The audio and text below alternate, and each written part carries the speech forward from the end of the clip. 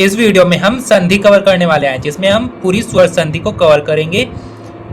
कितने प्रकार की होती है, कैसे हमें संधि करनी है और कैसे हमें संधि पहचाननी है।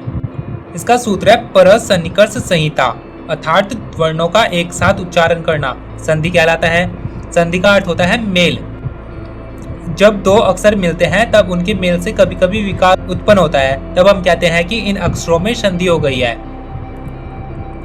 कभी विकार दोनों अक्षरों में होता है और कभी एक में होता है, और कभी दोनों में ही नहीं होता। यह हमें आगे और अच्छे से समझ में आ जाएगा जब हम उदाहरण के साथ संधि पढ़ेंगे। इस वीडियो में हम स्वर संधि पढ़ेंगे। स्वर को हम अज भी बोलते हैं। अज अर्थात स्वर, दो या दो से अधिक स्वरों के बीच होने वाली संधि स्वर संधि कहलाती है। इसके 8 भेद होते हैं: दीर्घ संधि, गुण संधि, वृद्धि संधि, यन संधि, अयादि संधि, पूर्व रूप, प्रकृति भाव और पर रूप संधि। अब हम एक एक संधि को देखते हैं। सबसे पहले दीर्घ संधि।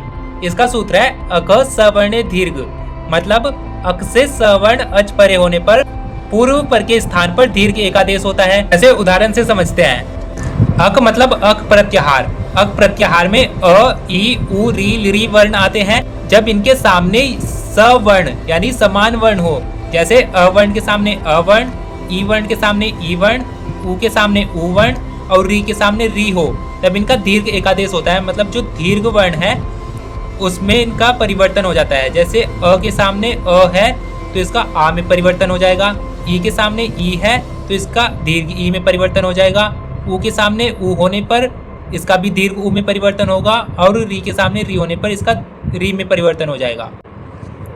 उदाहरण के साथ समझते हैं। जैसे विद्यालय, यहाँ पर पूर्व पद के अंत में आ है और उत्तर पद के आदि में भी आ है, तो इनका दीर्घ एकादेश होकर आ ही होगा और शब्द बनेगा विद्यालय।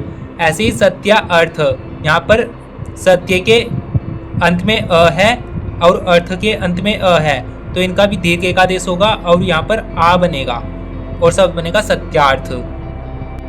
ऐसे ही ई वाले उदाहरण देखते हैं।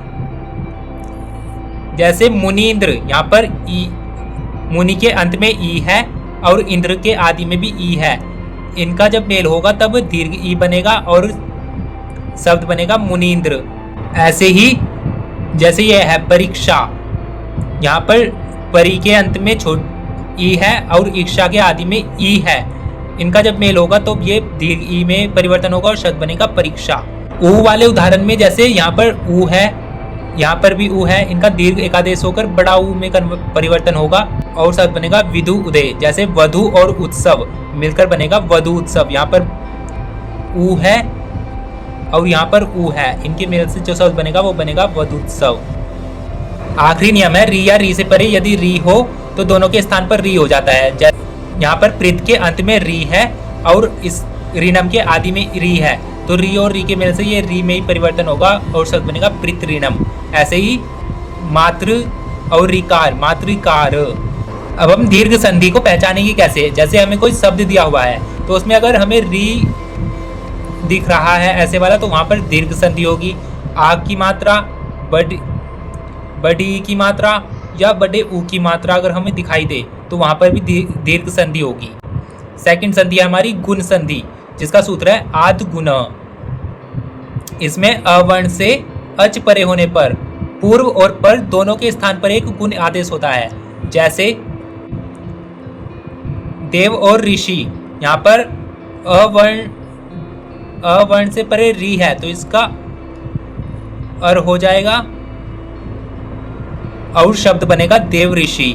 ऐसे ही हिम और ऋतु मिलकर बनेंगे हिम ऋतु, राज और ऋषि मिलकर बनेंगे राज ऋषि। गुण संधि का दूसरा नियम है अवर्ण के बाद लिरी हो तो अल आदेश होता है। जैसे तब के बाद लिरिकार है तो यहाँ बनेगा तवलकार। यहाँ पर अवर्ण के बाद लिरी आ रहा है तो इनका परिवर्तन दोनों के स्थान पर अल हो जाएगा और शब्द बनेगा तवलकार। तीसरा नियम कहता है कि अ या आ के बाद ई या ई हो तो ए आदेश होता है। जैसे महा ईश, यहाँ आ वर्ण के बाद ई है तो इन दोनों के स्थान पर ए हो जाएगा और हम शब्द बनाएंगे महेश। ऐसे ही गण और ईश शब्द मिलकर बनेंगे गणेश।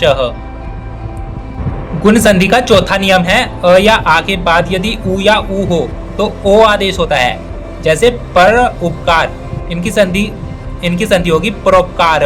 यहाँ पर अ के बाद उ है तो इन दोनों के स्थान पर ओ हो जाएगा और शब्द बनेगा परोपकार।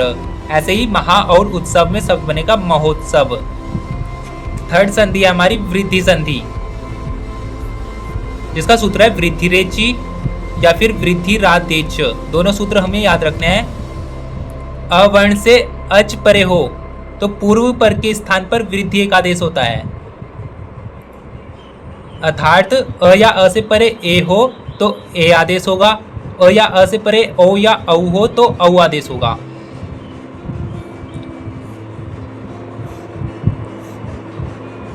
जैसे पहला नियम है अ या आ से परे ए या ए हो तो दोनों के स्थान पर आई हो जाता है।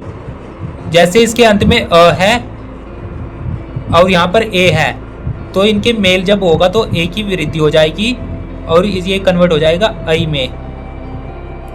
एक और एक मिलकर बनाएंगे एक एक। ऐसे ही अध्यय और एव, यहाँ पर भी अ धन ए मिलकर बनाएंगे आई और शब्द बनेगा अदेव। वृद्धि संधि का दूसरा नियम कहता है अ या आ से परे ओ या औ हो तो दोनों के स्थान पर औ हो जाता है। जैसे जल और औघ, यहाँ पर अ है और यहाँ पर ओ है तो दोनों मिलकर औ हो जाएगा और शब्द बनेगा जल ओघ। ऐसे ही वन और औषधि मिलकर बनेगा वन औषधि ही। परम और औषधि मिलकर शब्द बनेगा परम औषधि ही। दर्शन और उत्सुकम मिलकर शब्द बनेगा दर्शन उत्सुकम। यहाँ पर अ वर्ण के साथ औ है, इसका भी वृद्धि आदेश होगा और औ ही रहेगा। वृद्धि संधि के बाद हमारी आती है पररूप संधि। इसका सूत्र है एडी पररूपम। यहाँ पर एड प्रत्याहार, एड प्रत्याहार में कौन से वर्ण आते हैं? ए, औ, ये हलंत वर्ण होता है, इसे हम प्रत्याहार में नहीं लेते तो यहाँ पर ए और औ आएगा। मतलब अवर्णात उपसर्ग के पश्चात, मतलब यहाँ पर उपसर्ग होगा अ से अंत होते हैं ऐसे उपसर्ग के बाद, जैसे अव, प्र, उप, ये सभी क्या है? ये सभी अवर्ण से अंत होने वाले उपसर्ग हैं। इनके पश्चात यदि ए या ओ हो तो पूर्व पर के स्थान पर पररूप एक आदेश होता है। तो जैसा है उसका वैसा ही रूप रहता है। जैसे अव एजते, अव क्या है? अवर्ण से अंत होने वाला उपसर्ग है, इसके बाद ए है तो इसका पररूप एक आदेश होगा और इसका जैसा रूप है ऐसा ही रहेगा। इसकी हम साधारण सी संधि करेंगे और शब्द बनेगा अवेचेते। ऐसे ही अव और एही में बनेगा अवेही। एक और उदाहरण देखते हैं पर एशते, इसका बनेगा पर एशते। पर एश नियम, इसमें कोई विकार नहीं हो रहा है, जो ये ए है बस हम इतने मिला दे रहे हैं तो यहाँ पर ए की मात्रा आ जा रही है। जैसे पर एश नियम बन गया पर एश नियम, पर एचते बन गया परेचते। ऐसे ही अ के परे ओ हो तो दोनों के स्थान पर ओ आदेश होता है, जैसे पर औषधि। इसमें भी हम साधारण सी संधि करेंगे, इसमें भी कोई विकार नहीं आएगा, पर औषधि मिलकर बन जाएगा प्रोष्टि। इसके बाद हमारी आती है यण संधि। यण संधि का सूत्र है इको यणचि, मतलब एक प्रत्याहार, एक प्रत्याहार के स्थान पर यण प्रत्याहार हो जाता है। और ऐसा कब होगा? अच परे होने पर, अच यानी स्वर परे होने पर। एक प्रत्याहार में आते हैं ई, उ, री और री। इनके स्थान पर यण हो जाता है। यण यानी कि ई के स्थान पर हो जाएगा य, उ के स्थान पर हो जाएगा व, री के स्थान पर हो जाएगा र और री के स्थान पर हो जाएगा ल। तो यह एक प्रत्याहार है और यह यण प्रत्याहार है। इक के स्थान पर यण हो जाता है यदि इन वर्ण से परे अच हो। अच यानी कि स्वर, कोई भी स्वर हो पर वह समान स्वर नहीं होना चाहिए, क्योंकि अगर स्वर समान होगा तो वहां पर दीर्घ एक आदेश हो जाएगा। इसमें पहला नियम है यदि ई से परे यदि कोई असमान अच हो तो उसके स्थान पर य हो जाता है। जैसे प्रति एकम, यहाँ पर ई से परे ए है जो समान स्वर नहीं है तो ई के स्थान पर य हो जाएगा। प्रति प्लस एकम, यहाँ पर ई के स्थान पर य हो जाएगा तो यहाँ पर प्र और त आधा रहेगा ई के स्थान पर हम ये करेंगे और ए को हम यहाँ पर लिख देंगे और बाकी ऐसा ही रहेगा और शब्द बनेगा प्रत्येकम। इस संधि को पहचानने की ट्रिक क्या है कि यहाँ पर य व र ल से आगे कोई आधा वर्ण होगा तो वहाँ पर यण संधि दिखाई देगी। अगर य व र ल इन सबसे पहले कोई आधा वर्ण दिखाई दे तब वहाँ पर यण संधि हो रखी है, यह समझना जरूरी है। जैसे यहाँ पर देखो नदी आगच्छति, तो यहाँ पर बन गया नद्या आगच्छति, यानी यहाँ पर द ई और आ है तो यहाँ पर इस और आ यहाँ पर यण संधि होगी और ई का हो जाएगा य और ये बनेगा। जब हम द और य को मिलाएंगे तो हम इसको ऐसे लिखते हैं और ये बनेगा नद्या आगच्छति। इसका दूसरा नियम कहता है उ या उ से परे यदि कोई असमान स्वर हो तो उ के स्थान पर व हो जाता है। जैसे मधु और अरी, यहाँ पर उ के साथ अ है, इसके स्थान पर उ के स्थान पर व हो जाएगा। अ का अ ही रहेगा, उ के स्थान पर व हो जाएगा और शब्द बनेगा मधुअरी। ऐसे ही अनु और अय मिलकर शब्द बनेगा अन्वय। इसका तीसरा नियम कहता है री से परे यदि कोई असमान स्वर हो तो री के स्थान पर र हो जाता है। जैसे धात्री अंश मिलकर बनेगा धात्रंश। यहाँ पर है त्रि और अंश तो यहाँ पर त री और अ, री और अ, यहाँ पर यण संधि होगी और री के स्थान पर र हो जाएगा। जब हम त और र को मिलाएंगे तो ये संयुक्त व्यंजन बनाते हैं त्र, तो यहाँ पर बनेगा धात्रंश। ऐसे ही पितृ और ए मिलकर बनेगा पितरे। मात्र और आकृति मिलकर बनेगा मात्राकृति। ऐसे ही लिरी से परे लिरी भिन्न स्वर हो तो लिरी का ल हो जाता है। जैसे लिरी और आकृति, यहाँ पर आ है और यहाँ पर री है तो इन लिरी के स्थान पर ल हो जाएगा और शब्द बनेगा लाकृति। ऐसे ही लिरी और आदेश बनेगा लादेश। लिरी और आकार बनेगा लकार। हमारी नेक्स्ट संधि है अयादि संधि। इसका सूत्र है एचो अय अव आय आव। एच प्रत्याहार, एच प्रत्याहार में 4 वर्ण आते हैं ए ओ ऐ और औ। ये क्या है? ये एच प्रत्याहार है। एच प्रत्याहार अर्थात ए ओ ऐ ओ के परे स्वर आने पर, यानी इनसे परे स्वर आने पर क्रमशः ए ऐ अव आय आव आदेश होता है। यानी ए का अय हो जाएगा, ओ का अव हो जाएगा, ऐ का आय और औ का आव। इसका पहला नियम है ए से परे यदि कोई भी स्वर हो तो ए के स्थान पर अय हो जाता है। जैसे ने अनम, यहाँ पर ए के बाद अ है, ए का अय हो जाएगा और शब्द बनेगा नयनम। ऐसे ही ने और अति शब्द बनेगा नयति। सेकंड है ओ से परे यदि कोई स्वर हो तो ओ का अवादेश होता है। जैसे गोएशना बनेगा गवेशना, यहाँ पर ओ और ए मिलकर शब्द बना अव, और ग के साथ अव मिलेगा तो बनेगा गव और एशना का एशना रहेगा, बनेगा गवेशना। ऐसे ही भानो और ए मिलकर बनेगा भानवे।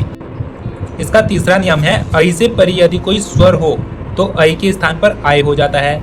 जैसे नए और एक शब्द बनेगा नायक, यहाँ पर ऐ से परे अ है और इनके स्थान पर शब्द ऐ के स्थान पर हो जाएगा आय।